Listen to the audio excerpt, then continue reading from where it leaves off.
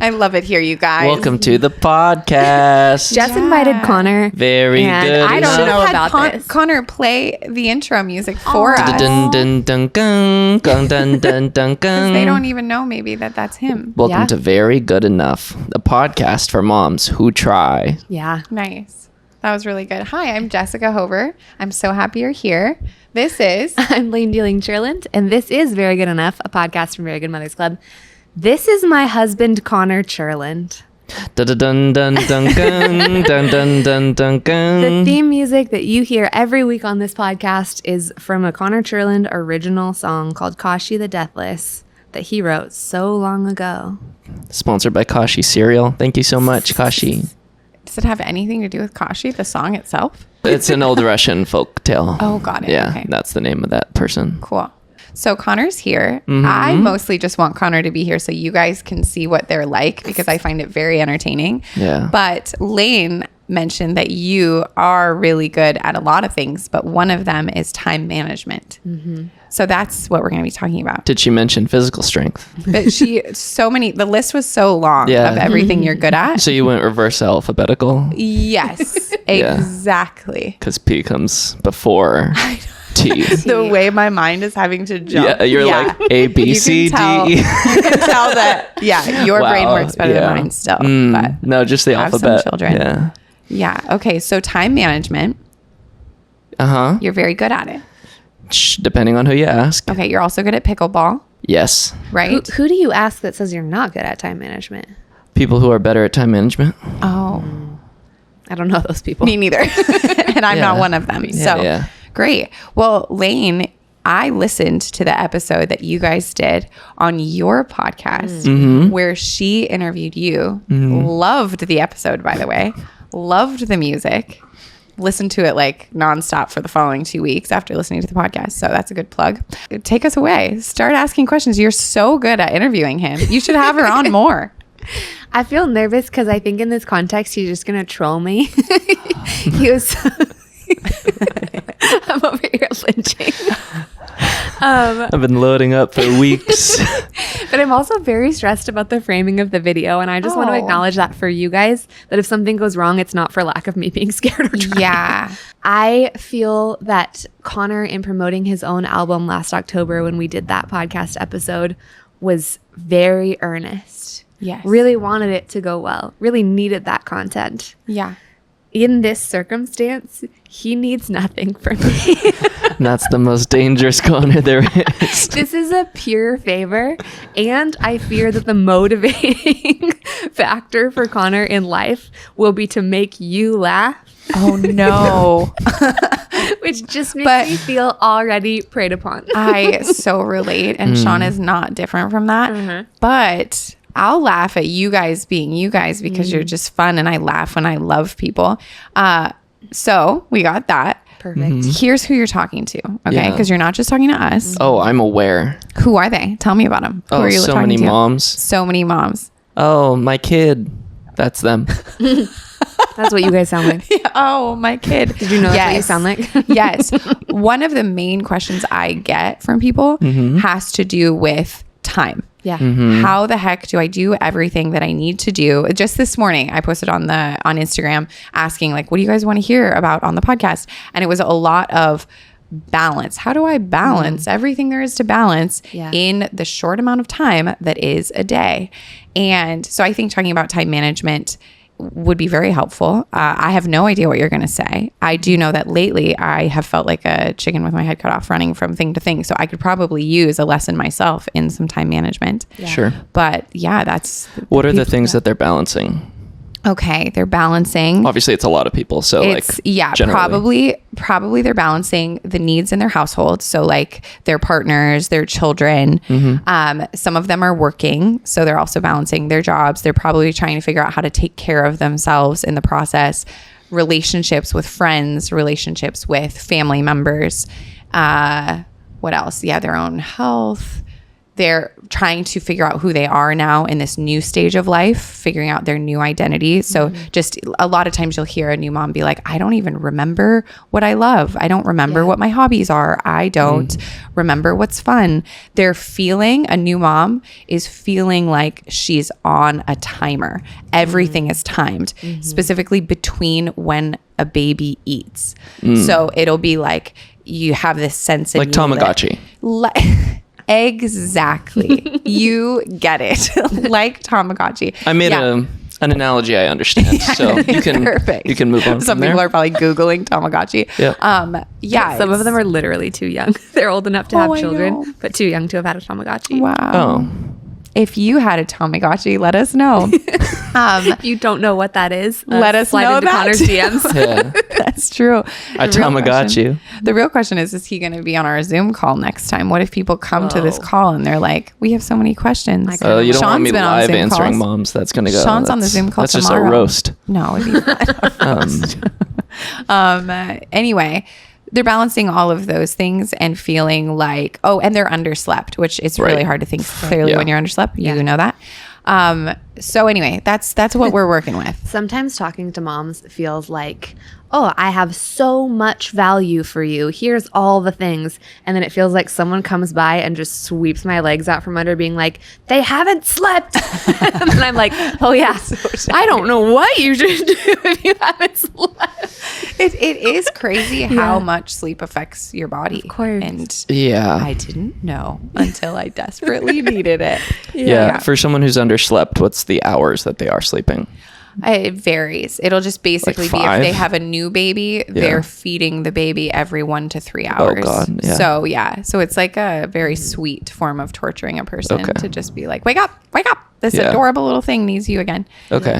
But that's a stage. That's a stage of It is a life. stage. And then they sleep a little more. Right.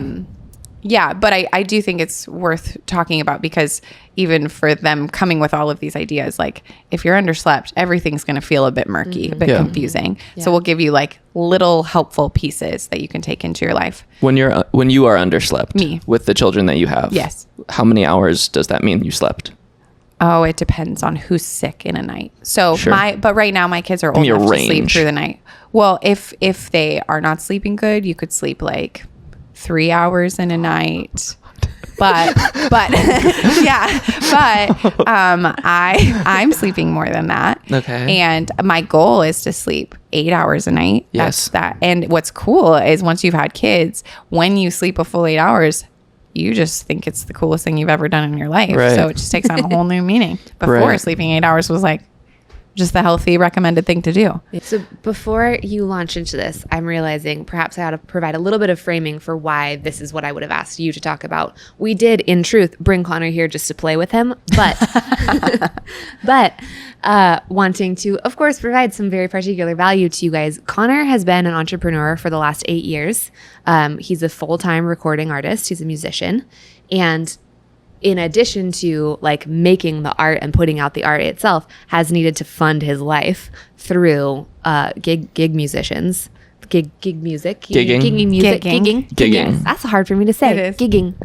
And so when we got married, like the month after Connor quit his tech job to start pursuing music full time, and so there was just like big focus in our house around like, how do we do this? How do we fill time well? How does Connor choose like where to spend time? And you like really put yourself through just like a self-structured curriculum of business people and books and just trying and talking to people in your life and watching other musicians and drawing on people with more experience from you to like really figure out how to get things done, including a book called How to Get Things Done, which I will say was one of my least favorite periods of our marriage because you were so constantly full of advice for me Yeah. about how to get things done. She didn't read it so much that she forgot that the book's title is Getting Things Done. So That's how much I didn't read it. continue. But it's been an area of like real focus for you, and it's You something also that I have think you're really your skilled watch at. sitting on your lap as we're Yeah, doing because this. I have to go in 45 minutes. So Okay. there's Always being on a timer. You know, there's a lot of ways I relate to moms. Being underslept is definitely not one of them. So that's like the primary concern. So there's like a ranking system for all of these problems. Sure. And like the biggest one is your physical health. And if you are underslept, that is like the primary problem. Basically everything that requires productivity requires mana or some sort of like energy from you. Yeah. And if you don't, like the mechanism for increasing mana is sleep. Yes.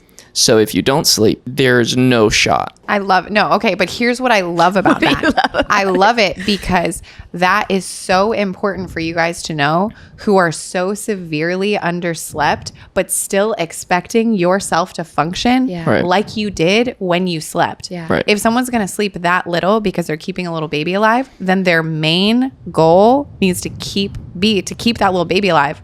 And then rest as much as you're able to continue to do that until this baby is developmentally at a stage where they can sleep longer stretches, Right. so that you can sleep longer stretches. Yeah. Right. Right. Will you speak to mana more broadly in the like gaming sense and the Dr. K sense? Like, will you introduce that idea to folks? Yeah, you only have so much energy per day. So what Dr. K says is pretend you start off a day with a full lemon. And you have this lemon, or you give it a big squeeze. And the first squeeze that you do, the majority of the juice is going to leave on the first squeeze. Mm-hmm. And so whatever you do for the rest of the day gets less and less juice effective. But if there's no juice in the lemon to begin with, which is underslept, like that is what the analogy means. It means like you're going to squeeze and squeeze for like a couple of drops, and then you're going to be frustrated that you don't have anything to produce. Yeah. But the truth is you have to fill the tank in order to empty it. And if you don't do that, then there's no reason to expect good productivity. Sure. Will you introduce the idea of mana, what that vocabulary word is, like where you're coming from, who's Dr. Like, give us, take them. These people have never spoken to you before. Yeah. And I've never heard of Dr. K, actually. Dr. K is a YouTube therapist, not how he would describe it, but he does a lot of sessions with people who are professional gamers and full-time streaming professionals. Either they stream a game, or they're a variety streamer, or they chat with people all over the world. And Dr. K talks with these people who are very often overworked, terrible work-life balance, and he helps them kind of get through a lot of the blockages that they need to do. So you get to watch someone in a therapy session. It's not therapy because it's YouTube, whatever. Right. But you get to watch this person in a therapy session and take notes from him, like kind of Coaching over them. and over. Yeah. So I've been listening to him pretty religiously for like 3 years, and just watching someone assess other people's problems for that long is really helpful for pattern recognition. Yeah. So Dr. K is this guy who's really helpful on the internet. His YouTube handle is HealthyGamerGG. Incredibly helpful. He talks about mana, which is something that I would just consider your magic energy for the day. Mm-hmm. You know this instinctively, where we're not having this podcast at 10 at night. Right. Because you'd be sleepy. So you've spent everything then. Sure. Or even by the time, because we've been batch recording episodes, usually by our last one, we're really aware, like, this is the last one. We don't have it in us to do another. Right. Mm-hmm. We even know, like, we have done it with 4 before. We've done 4 in a day. And like, wow, can do it. Look at us be profesh, and let's never again. By the end of the 4th one, we want to cry. We're just exhausted. The lemon juice is all gone. Yeah. So I think realizing that, like, mana, magical energy in and of itself, is a finite resource. You only have so much per day. The way that you allocate it is usually equal to your satisfaction with your life. I like to try and reverse engineer. If what I want to be is one of the best songwriters in the world, then every day in the morning, I need to be spending time toward that goal. Mm-hmm. It doesn't need to be like 7 days out of a week, but there needs to be me engaging with that activity to some regularity in order to reach that goal. If the goal is less lofty, then it doesn't need as much. So it's like, okay, I don't want to be ripped, but I want to be not physically weak. Okay, great. You can lift twice a week for like 20 minutes each. That's 40 minutes a week. That's not crazy. Sure. Then there's like, I want to run a marathon. It's like, well, there's training involved. Every time you run a mile, how fast do you run a mile? Okay. How long do you shower? How long does it take you to change clothes? It's like, this is all a time commitment that excludes other things. There's just cost to each of these things. And how much do you hate running? Like, I hate running a lot. Okay, so probably in the afternoon, if you say you're going to run, you probably won't because it's summer and it's hot. It's just not going to happen. And you spent mana already in the day. Yeah. So you don't quite have so much to allocate to this thing that you don't want to do that feels extra hard. Yeah. So most people, what they do is like live in a reactive state where things are happening and you handle the things that are happening. Yeah. And then there's a state where you're prioritizing the end goal kind of every day. And it's like, I always achieve things that bring me toward the end goal, and everything else fits in the empty space. Again, this is coming from a person with no children. Yeah, but would you mind saying a little bit more about that part? I felt my brain like feel something interesting there, but want to be more settled into what you're saying about trying to achieve the end goal and then everything. Like, could you just say a little bit more about that? 2 of my big goals right now are writing and running, creation and not deteriorating my body. I wake up at 6 or 6:30 and then I drive my car to an empty lot where it's in the shade, and then I write for an hour and a half. And then I go to the trail and then I run. Or if I have work that morning, I'll write and then go immediately to work. And then by the end of my work, I'll come back here exhausted, but having already completed the most important thing. Every single week I have this feeling of like, wow, what have I accomplished? And it's like kind of a lot. As long as I continue to do the hard thing in the morning and then go to work, then I come home from work exhausted. It doesn't really matter what I can answer emails. I can hang out with friends. Sure. I can watch a movie. Like, all of the other goals are easier than those things. That sort of prioritization of the day means long term, I don't need to be as worried about my life because I'm making money and making art at the same time. Sure.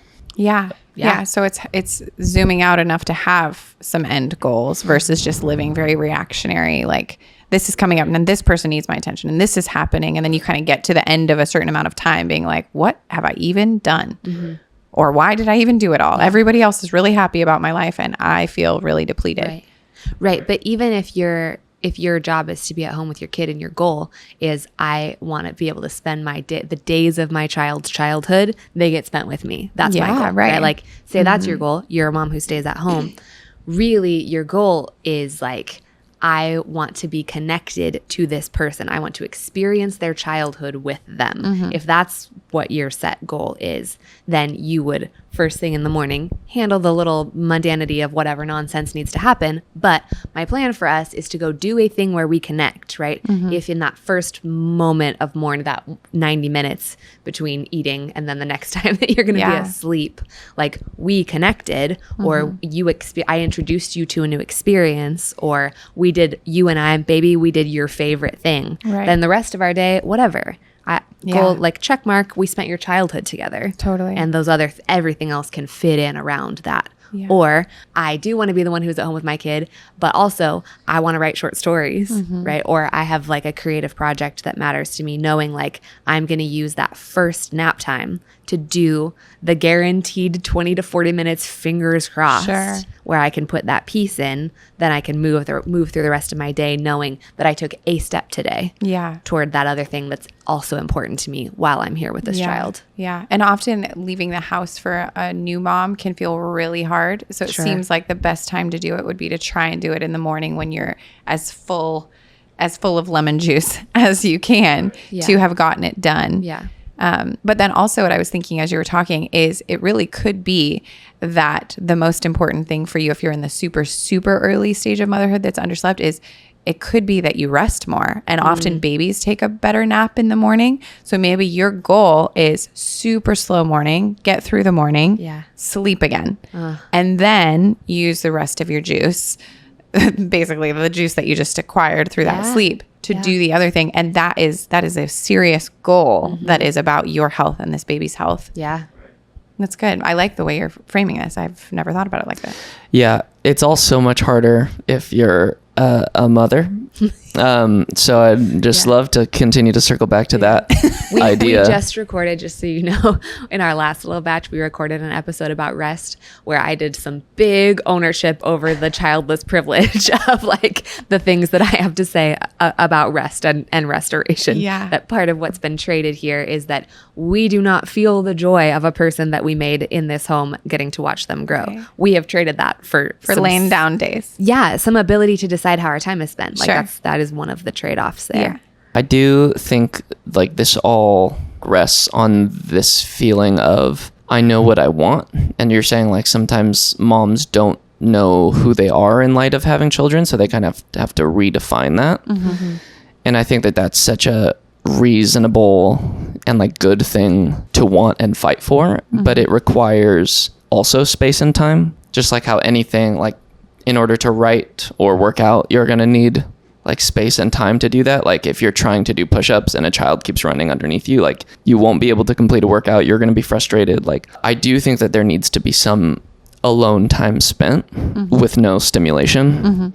There's this thing that Dr. K does with his online community where they do this challenge where you stare at a blank wall for an hour. Whoa. They say that the results are incredible. Like everybody, it's just sensory deprivation. You just turn it all down for a while. When I'm out in the morning in just my car, out in a field, it's like there's very little stimulation. So your brain can clue in on like, oh, there are ants crawling. I can see ants crawling now. I can, like, what else can I hear? Like to be able to like move your ear from here to like way miles out and to do the same thing with your eyes and really take in a scene in order to settle into a space. From there, there's typically some sort of internal voice that starts to talk. And then I do think I have a good sort of habitual practice of connecting with that voice that tells me what to do. And that also comes from journaling in the morning and being quiet. And like, Sure. I have a pretty well-established sense of inner peace based in a quiet journaling practice in the morning. I don't know how you get that otherwise. Well, what you're saying about sensory deprivation, I think, is really important because there can be this urge in the moments that you have between child care and child caregiving activities to be and like, work, just give me something good. Can I just have something I like? You know, where it's like, oh, I have a moment to watch a show. I have a moment to like force in something I like, or even like we got a babysitter, so we need to go out and have fun. Remember, we used to be fun. We used to know each other. There's this the pressure to like plug in the thing that is stimulating and exciting. But really, part of what is so hard about being with kids by yourself or just a couple of adults with kids is this kind of constant hum of just stimulation. There's just stimulus all the time. It's a little noisy. You're a little on edge in case something crazy is about to happen. Sure. And it's just like somebody's always kind of touching you. There's actually a step in between this level of like, oh my God, I'm just inside this like kid world. And, oh, I want to do a thing that makes me feel like myself. There's actually space in between there where there's a stimulation level that needs to come down. Like I need to decompress, like desensitize not desensitize myself, but actually sort of resensitize myself. Yeah. Finding a way to get back into my body. Yeah. Where like really I should just lay on the floor and let it be quiet. Sure. And let everything come all the way down in order to get clear. Yeah. And hear what is the thing I want, what would nourish me, what would feel connective, Yeah. what would I like to do next. I hear a lot in our community that like when a mom has to quick run to the store without her kids, that she'll just turn off all the music, turn off everything and just drive in silence. And it's like a way to regulate. I do it myself too sometimes. But yeah, that seems like a healthy thing. It's funny, at our last gathering of moms, they were talking about how at night, sometimes what accidentally happens is the baby goes to bed and then the TV is on, and then both mom and dad are on their phones and the TV is on. And so it's like the stimulation of the day has just happened. And then now it's a sense of numbing to have all of the stimulation. But then when it comes time to go to sleep, they can't do it because their mind is just too awake. Yeah. And how it's such a poison. It's not what they want to be doing. But it really takes like some discipline to be like, no, turn everything off and just sit quietly for a little bit and see what happens. I love the description of the voice inside, like reconnecting with that voice is probably what would even help someone to kind of find their way again and figure out what they love. Yeah. And when that voice starts to whisper, Moana, you've come so far. Moana, do you know who you are? I am my father's daughter. All these moms know how much of these lyrics are getting wrong. Yeah. But it's also funny that you're like somewhere on the right track. You're in the zone. Yeah. Oh, I'm in the zone. Go ahead. I'm wondering if there's a way to guide this conversation to like our most recurring fight. Well, before you get in there, I think I have more things to say. I'd like to find which is what you're describing is using technology for numbing purposes. Yes. Okay, it's really effective, which is why we do it. Yeah. Right. It will silence the negative emotions and positive emotion. It'll give you like a small drip of dopamine for an extended period of time, but it's like low common denominator. It's like, it's not fulfilling. So I think the best way, like a lot of people are like, oh, why do I do this? Like, oh my gosh, this isn't who I want to be. But it's like, to some extent you just want to feel better. Your goal is pretty simple to hit. So these tech companies, they know how to actually solve your problem, Right. which is if you just want to feel better, we have all of this. Yeah. But if what you want is a different why, then that's not appealing because you know that it detracts from the goal. So it's like, man, I want to feel rest, like non-stimulated rest, because I'm overwhelmed and I need to process negative emotions. It's like, you would never go to social media for that. Sure. Right. You would like lay down and cry. And it's like, great. That rests you and it gets out the negative emotion. So the why, like not having a compelling why, allows tech companies and other people in your life to insert their why, and then you live for that. So like one of the things that I see that's like really different between Layne and I, one, she's a girl, I'm a boy. Okay. There's that. Could it be any more obvious? The way I was raised as a boy is like, your goals are the most important. Don't let anything get in the way.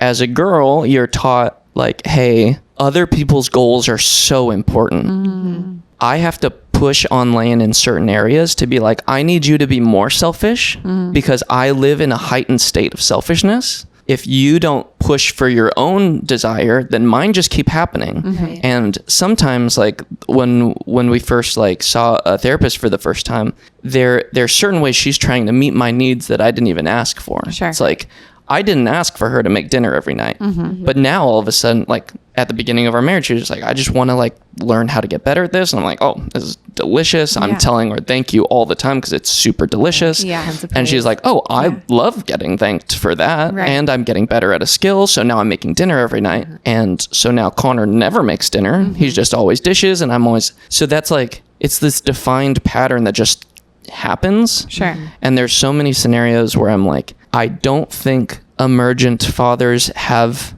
as many of these problems because of just like inherent gender roles. Would that happen if you were a boy? Right. Maybe not. Yeah. Is there room, hopefully so, in your relationship to be like, no, I need the time. Like, give me the time. Yeah. Okay, so that was my remaining thought. That was great. It's really helpful. Having Sean on this podcast, we had this same experience where there were occasional moments where I was like, I could say this over and over and over, and it, for the exact same reason that you need to say it, that it needs to be said, it holds more weight if you say it. Yeah. So like it really matters course. to go ahead and just say those things. Yeah. It's very, very, in ways that we don't even want it to be. It's very impactful to just hear like a male voice wrapped around these things that we're constantly trying to tell each other. Right. Yeah. Okay. I come to Conner to ask for help often because Conner has been doing entrepreneurship longer than I have, because Conner has been studying harder at this, is intrinsically a lot more organized and internally motivated than I am, and honestly has a little more self-belief than I did at the beginning of us matching. I now believe in myself at a much higher level, but I didn't at the beginning. I didn't know how. I didn't know how to want what I want. And part of the reason that I picked Conner was that he was a person who had a real idea around what he wanted to do with life. That's so cool. So I come and I ask for help with stuff, or more often, I just freak the fuck out because I think I'm running out of time at all times. Yes. Always. And so then Conner will begin to give me really good advice. But all that I can hear him saying is, Layne, you're really bad at prioritizing. And the reason I can hear that is because in a way, he is saying that. That is what he's saying. But also in a way, he's not. And I just want to get a little bit into that because it's good advice from you, but also like it's tricky. It feels tricky for me to be told how I could be better spending my time. I feel immediately defensive and immediately attacked. What I want is to be like, I couldn't be doing better. Otherwise, I would be doing better. Right. But the reason I'm in the conversation is because I would like it to be going differently. Yeah. And maybe there's something to someone on the outside looking in, seeing with more clarity than when you're inside looking out, being like, I don't know what I'm doing. There's a lot of pills to swallow in life. One of them is like where you are is the place you start. If you are a mom or just a person who, I want to say on the record, mothers are people. Thank you. Okay. I don't want that to go. This is why feminism will work. That's the clip that gets I just want to say on the record, moms are people. That's a non-hot take. Just thinking of tags for jokes. Yeah. Non-hot takes for hot moms. There we go. Nice. Okay. Cold takes for hot moms. Cold takes for hot moms. That's good. That is you. good. Okay. That's Cold takes for hot moms as follows. To say that you're bad at prioritizing, I think I always try to avoid that language because it's way too judgmental for like what I actually mean, which is I want you to prioritize yourself more. There is no one in the world who will prioritize you more than you. Mm-hmm. So if you are not behind you, who is? Let's say I care about us evenly. 50% of my effort goes to me, 50% goes to you. Like in an ideal world, then we just get to like help each other's goals out. But like who lives like that? Nobody lives like that. So it's like you have to do more for yourself and like make certain demands. And a lot of the time these aren't as confrontational as you might assume. Mm-hmm. Like we used to have a lot of good mornings together and those were really sweet. They were quiet, long, and we just got to hang out and read and be together. Yeah. And then I took a part-time job. So now all my mornings are taken up because prior to that job, I'm in my car writing. And to be clear, we used to sit out here for a long time in the morning and then Conner would write in the bedroom from 9 to 11. But now Conner's working from 9 to 11. And because Conner wants to be one of the best songwriters in the world. So he is prioritizing that still at the same level. Sure. It means that gets forced way far forward. So I now wake up and Conner's gone because he's out there pursuing the dream. Yeah. And that is me sacrificing a little bit of us time. Yeah. But if I don't sacrifice that us time, I never get to feel fulfilled in this deep way. And like, yes, there's so much fulfillment in our marriage and like there's so much to just really enjoy. These are not mutually exclusive. I can come home in the afternoon drained. I'm coming home in the afternoon when the day's at its hottest. The day's at its hottest, so you're also slightly low on energy. Yeah. And we can eat our lunch together and just like sit and hang out. And I'm like, this is also together time. Yeah. But not at the cost of one of my most important goals. Right. I don't think that we've become more distant because of that choice.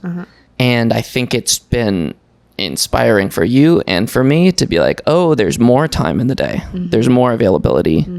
But at the cost of my preference. I like that. I had a tantrum about Conner shifting this schedule around. And part of it was us negotiating space because this is a really small apartment. So it was this thing of being like, oh my God, this is my bedroom. Like I have to be allowed to be in here. Like I have to get close. So there was like tussle around it. But then I also had this moment where I wept because I thought we were going to lose these very precious mornings together and was so overwhelmed. And you know what? I like it less. I like it a little less. Sure.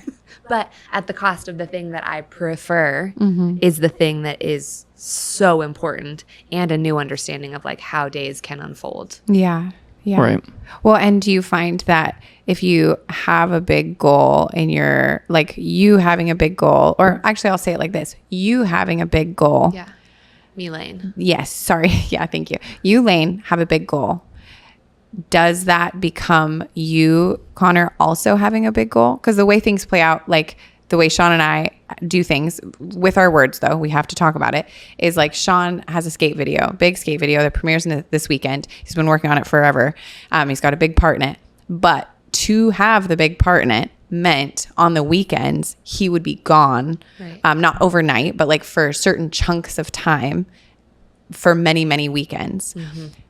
But the way that we processed it together was that it basically became my big goal too. Right. That he fulfill this video part that he's got. And when he landed the final trick just like a couple weeks ago, it was a huge deal. He'd gone out multiple times. He finally got it. Like I cried happy tears. The kids were cheering. It was like we landed a trick. We weren't even there. We don't even know what the trick is. Right. Yeah. But we did it because we had taken it on. If Sean hadn't told us what his big goal was, if it wasn't like clear, like this is a project, here's who's working on it, here's why it matters, it maybe wouldn't have felt like a big goal. It maybe would have just felt like absence every few weekends. Sure. But is that something that you see? Like, I know how much Layne cares about your music because I hear it from her. Mm-hmm. So then I imagine that you would describe it like it's a big goal of yours, that he also fulfills this songwriting dream or what, any of the music dreams. Is that true? Absolutely. I think where we end up in trouble is me overdoing that. Sure. To the detriment of being like, I'm the main character of my life. Yeah. Like, even if there's somebody else here, ideally, even if I have babies and my whole biology starts to circulate around these people, ideally, I'm the main character of my life. Sure. Right? And the main character me takes good care of people in my life, etc. Yeah. But like, so you don't want to look out for people at the cost of looking out for yourself. Yeah. Occasionally, Conner's pretty stern with me about being like, nobody can force you back into the center of your own life. Like, I can't make you care about the things that you care about. Sure. Like, you have to be the one who inhabits that space. Yeah. Yeah, it's been a lot of growth for me over time, not being like, okay, Conner making music is our life. That's what our vision is. That's my goal. It can be, there is actually enough of me and enough life and enough time for me to say that is our goal. And also, I'm going to build a tiny empire in this parenting space. I want to direct a movie. Sure. Like, I want to do stuff, and it would be really easy for me to spend my whole life pouring into this other dream, which is also cool and does fill me up some. I do get some amount of full from Conner's life, but like, I could really use that as an excuse to not stand at the center of my own life. And it is possible that you could let me. You definitely don't want to. But if I was, I can be a little forceful around my nurture. Sure. Yeah. Yeah. There is a way in which I could take an alpha position, which is I'm going to give up my life for your life. Right. And you might not be able to push me back off of that. That is something that has to come from inside. Makes sense. Yeah, I still think that, like, if you don't have a compelling why, you don't move toward it. Yeah. Why have a dream? Like, one of your dreams is like to direct a movie. Yeah. Because it isn't the directing a movie. That's an emergent property. It's like a billion things mixed up into one. You can say like, I want to direct a movie, but what that means, there's like a million jobs, there's a million emails, there's like all this brainstorming, and it's like, what is the feeling that we're chasing? It's not normally a specific outcome. One of my goals for a long time was I want the respect of the people I respect. And that's because what I want to feel is like surrounded by love and mutual honor. And that's like when I feel like people around me really see me and I see them, and there's just like such mutual respect and admiration and lifting each other up. It's like there's no feeling like everyone in the room is impressed with each other and we couldn't speak more highly of one another. Like that to me is like, that makes my mind feel like it's buzzing. Sure. But I'm getting off track. The point that I'm making is, most people are worried that they're not going to hit their goal. So because they want to hit the goal correctly, they don't hit anything. Like failure is embarrassing. Yeah. Public failure is worse. I think if I have one superpower, it's the ability to fail publicly over and over again. Yeah. I've continued to put out music that, like, if you go back and back, I'm more and more embarrassed of. That's something that I wear on my sleeve because I do want there to be, for people who feel like you, who are like, I can't fail publicly, it's scary. I want there to be receipts along. I wasn't trying to joke up. That was a legitimate choke. I'm not crying about my wife. Hey, I'm not crying. I'm choking on spit. Yeah, this is spit. This is an emotion. I don't like her. I want there to be receipts so that everybody knows, like, he wasn't always good at this. Yeah. He got good at, he started in 2016. He's better now. Yeah. He will continue to get better. And if he does continue to get better at this rate, he will get troublingly good. Yeah. If you want to like lose a certain amount of pounds or like gain a certain amount of muscle, like the willingness to miss a target and still move forward is, I think, my actual superpower. It's good. We did a whole episode last season about failure and failing and the fear thereof and how required that is for the moving forward of anything to get out of paralysis. Yeah. That willingness to be able to be seen doing that. Will you talk to us a little bit? You got a little bit in there about emergent properties and breaking down a task. I think you're very, very good at breaking down a super large task from like, I have a life goal to I have a 5-year goal to I have a goal for this year, which means that today I need to do these things. Yeah. If I want to be one of the best songwriters, then I need to write songs, right? I need to get feedback on those songs. I need to put them out. I need to, like, each of these things, learning how to receive feedback, creative feedback on something that's extremely personal, that's a skill set. Being able to put out a work of art, like a full album, is a skill set. There's like a million subgenres under there. Being able to just write in a bunch of different genres is its own skill set. Yeah, so there's like this large task, and then being able to break it down. How do you break it down to the actual day? Which is like, you can't spend all day on these things. So which little things are you going to pick and at what rate? How do we break down a task? Talk to us in a day about how to break down tasks. Yeah. The way that it was described to me was things you can do in 2 minutes. You take a task like write a song. You can't do it in 2 minutes. So break it down. Can you write a verse in 2 minutes? Probably not. Okay, break it down. Can you write the first line? Maybe. Okay, then it comes down to lyrics and melody. Can you write half of the melody to the first line in 2 minutes? Probably. And then from there, you need to apply that time frame to an entire song, and that's probably the time that you need. The time limit is helpful because it brings you down to like, what is it that you're actually able to do in a moment? If you don't know how to break down a task, then you have a knowledge gap, and you need to interview people in order to break that knowledge gap. If you don't know how to find those people, then you need to find people who have accomplished the goal, and then email them if you can like interview them. Yeah. Until you get into a conversation, and then you can understand the task. Okay. Did I answer the question? No? How do I break down a task? No. Was that not breaking down a Not a task? song, because that's so abstract for me. Like, I don't know how to understand that. What about just like, like you balance a lot of life, like daily life things in the midst of. Yeah. Sure. I want to lose weight, or I want to be fit. Okay. There needs to be an objective goal. What is the like general look of the body that I would like to have? How different is that? How many pounds? Oftentimes, I don't like thinking about pounds. I like thinking about general shapes. So it's like, am I in a particular shape? Okay, no. Let's see if running can get me there. What's the least amount that I can run? 30 minutes a day. Okay, so what are the steps in order for me to get running? I need to be in certain clothes at the trail. That's the first action step. The second step is to try to not negotiate with yourself and say like, oh, I'm only going to run a bit of it. Be like, no, just run the trail. Like set an amount that you're going to run. And then that way you can be like, wow, I ran it one day and I was dead. I ran it the second day and I felt kind of amazing. I'm getting stronger. Look at me go. Yeah. And it's like, okay. And then from there you can adjust, but to try not to break plan, and also just to celebrate every single time that you show up to do the thing, even if you do fail at it. Like, oh man, I really ran until I couldn't, and then I stopped. Yeah. And like, but at least you came to the trail. Next time you come, you're able to do it better. Yeah.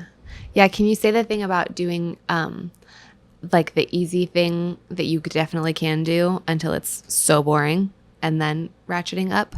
Because a lot of us bite off a lot more than we can chew. Yeah. Can you say it? Because I think you believe it more than I do. Well, I feel like you told me. Yeah. Did you teach her this? Yeah.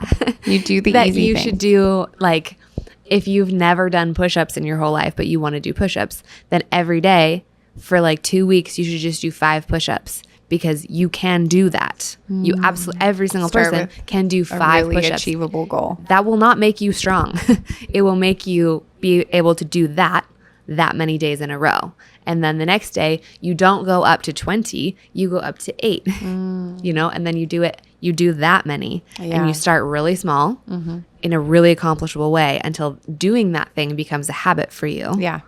And then more and more and more until you get to the space that's like as effective as you want it to be. Yeah. That was great. The other thing is the emotional weight of the task needs to be divorced from the task itself. So the most people are trying, for every push-up, are trying to lift the shame off of them. Yeah. And a push-up can't do that. So you have to be able to find peace in the push-up. If you can't, then every bit that you're doing it is self-flagellation. So every time that you sit down to like do stuff for a movie that you want to direct, it could feel like, I hate that I'm not there yet. I hate that like who I am today is not who I thought I would be. And I have to sit down here to prove that I'm better than what I actually am. Yeah. And that is the opposite thing of what a task is. A task is just the physical action. That is it. It is presence and physical action. And so I don't have to think who called me chubby when I was a kid or how I view my body now. The only thing that I'm doing is running. That's it. And so when you, So good, Connor. It's This is like so the meat good. of life. No, this is Every so good. single time I work out, I am carrying the weight of whether or not today I'm working out enough Yeah. that someday I'm going to be skinny. Yeah. Right. Like every time. Well, Right. even moms do it in the sense of like everything that they're doing as a task of being a mom becomes, am I a good mom? Am I good at this? Why is this so hard for me? Why is it easy for them but hard for me? And it's so many things more than the task that you're describing. right. That is your intellectual mind trying to justify its existence in a world where that concept may or may not actually exist. Like in the book, The Inner Game of Tennis, he talks about self one and self two. Self one loves rules and loves like knowing exactly how to do things. Self two is your like primal nonverbal self, the self that was just a kid reacting on impulses, and the self that like we look at a couch and we like see a couch, like kid looks at it and he notices fabric and tiny things. It's like the ability to divorce, like this is the idea of detachment, of being like, this is the vehicle that gets me to where I want to be. So if all I do all day is make judgments about this vehicle, I'm using energy to push myself slower. A lot of people think like, oh, okay, so let's do a whole bunch of self-belief. That'll make it go faster. That's also wrong, because then there's a giant gap between what you believe you can do and what you can do. So it just comes down to what you can do always. And if you want to get further and you don't know how, you need to find someone who can teach you how. A lot of people think that these like, it needs to be this like big emotional step in order to get from one thing to another, but it's like, it's just physical action. If you want to get good at a piano, part of it is you're going to have to sit down at a piano and then just do these exercises over and over again. If you want to like run, there's nothing but running.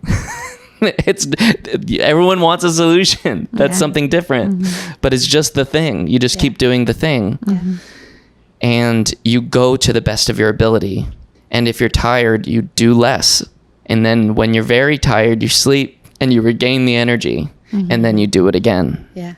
And that's really all that you can expect of yourself. And always like inviting the external advice of being like, hey, you're where I want to be. Let me tell you how I'm spending my days. If I keep doing this, will I get to where you are? And that person oftentimes can be like, no, actually, you're missing some very crucial information. I spent my whole life doing that. And that's super helpful, because then you could be like, oh, shoot, okay, then I need to readjust. But it's like, they're still just going to tell you more actions that's going to be physical that you're going to have to do. Some of it too has to do with recognizing the season you're in, because you could be thinking like that tree out your window is pink sometimes, like once in the year, right? It's pink. Right. So like this tree right now is not pink. It's just the season. And so we've got, I was at Descanso Gardens. I've told you this before, but they have like this whole patch of plants, but it has a sign on it that says like, this section is going to look dead for part of the year, but it's not.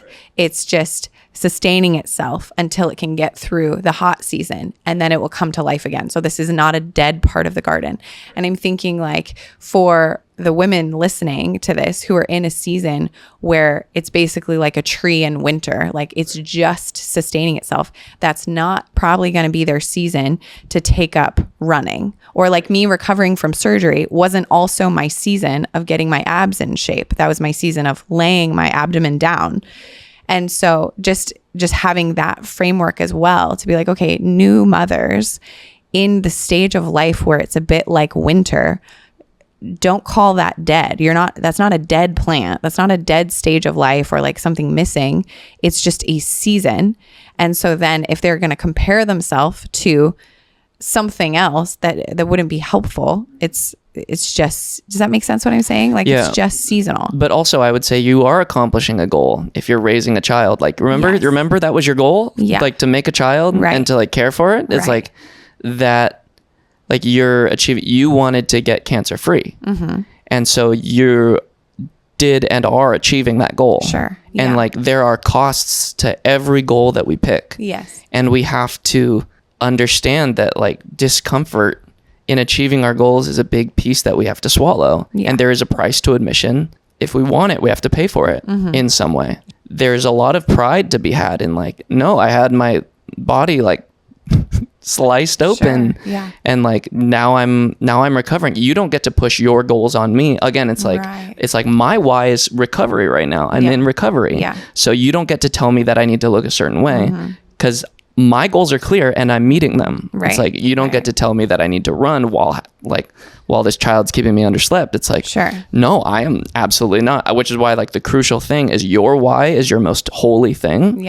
And you have to like not only like be able to listen, but re-listen over and over and over again because that thing can shift slightly or drastically over time. Sure. And it's why that connection with the inner voice is so important, because otherwise we're surrounded by social media feeds that show us other people in the same season, we think. Right. And they're doing all kinds of stuff. And so then all of a sudden we feel pressure. I should be running more. I should be writing more songs. I should have already directed one movie and now I should be on my second because someone over there did something. Right. And so getting back in touch with like, no, but what's that voice in me saying? Because I'm probably right where I'm supposed to be. And I just need to remind myself of that and then see what is the next step for me.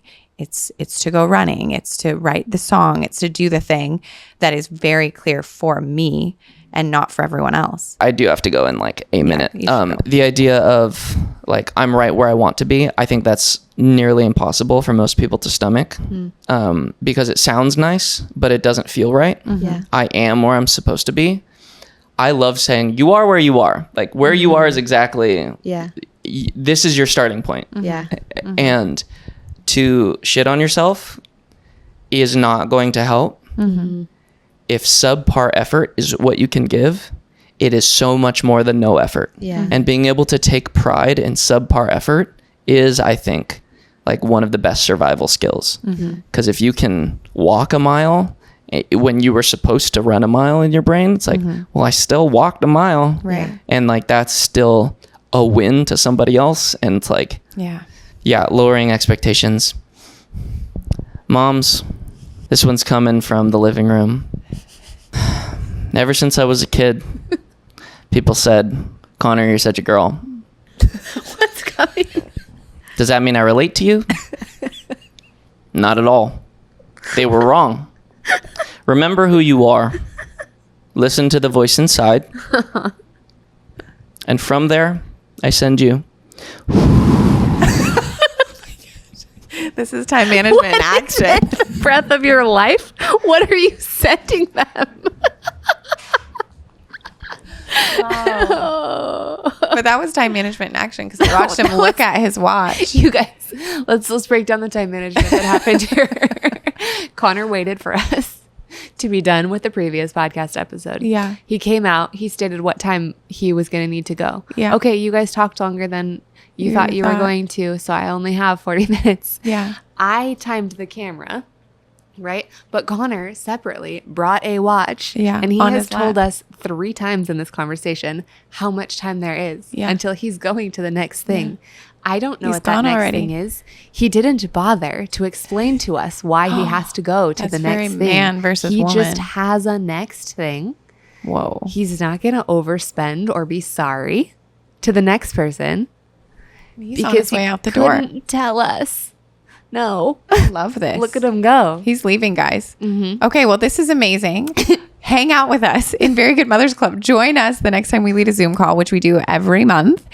Join the community. And actually, it speaks to when Conner was talking about like talk to other people, learn how to do a thing. There are other moms in our community who are a little further along in their journey and would be happy to help provide love, guidance, insights into how they're functioning. And it could be very helpful. And also, you're further along than some of the women in there too. Yeah. So come to learn, but also come to give. It's super life-giving. And then it's very sane making. Yeah. It's very sane making It's to true. be together and have these conversations and have these questions and share your story and have someone else be like, oh yeah, absolutely. Totally. Absolutely. Or to just tell you like, what that person said to you, that's not reality. It's like it just is so so funny. grounding. It's amazing to me that there's this empty chair and that you guys can see. You have to watch this on YouTube. You can see him going into the bathroom. carrying on as if we're like, oh yeah, podcasting, we do this. Yeah, so chat.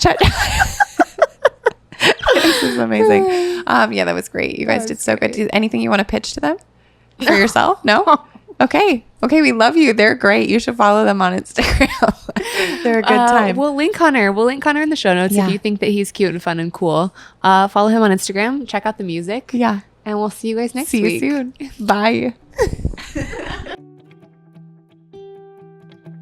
Very Good Enough is a production of Very Good Mothers Club.